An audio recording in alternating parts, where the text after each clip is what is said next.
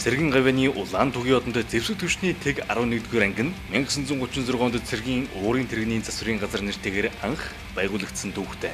Өдгөө тус анги нь 80 гаруй жилийн түүхэн хугацаанд 1939 оны Хатхийн голын болон 1945 оны чөлөөлөх танд үүргээ амжилттай гүйцэтгэсний зэрэгцээ.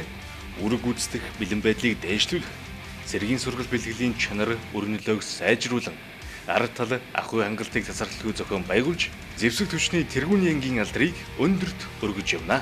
Тэрчлэн цэргийн зэвсэглэл техникийн засвар үйлчилгээг чанартай гүйцэтгэх үүргийн хүрээнд зэвсэг түвшний анги салбаруудын бэлэн байх нөхцөлийг бүрдүүлэн ажиллахаас гадна олон улсын цэргийн ажиллагаа болон нэгдсэн үндэсний байгууллагын мандаттай энхийг дэмжих ажиллагаанд оролцсон үүрэг гүйцэтгэх Монгол улсын зэвсэг түвшний цэргийн багуудын зэвсэглэл техникийн бэлэн байдлыг ханган ажилласнаар ажиллагааны газар орон дээр үүргэн амжилттай биелүүлж байна.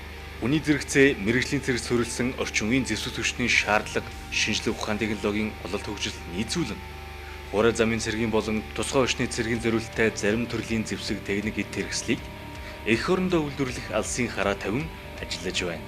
Цэргийн гавьяаны Улаан түгийн одонд зэвсэг түвшний тэг 11-р ангийн хамт олон зэвсэг түвшний түүх 100 жилийн ага амжилт бүтээлээр дүүрэн өгтөж байна.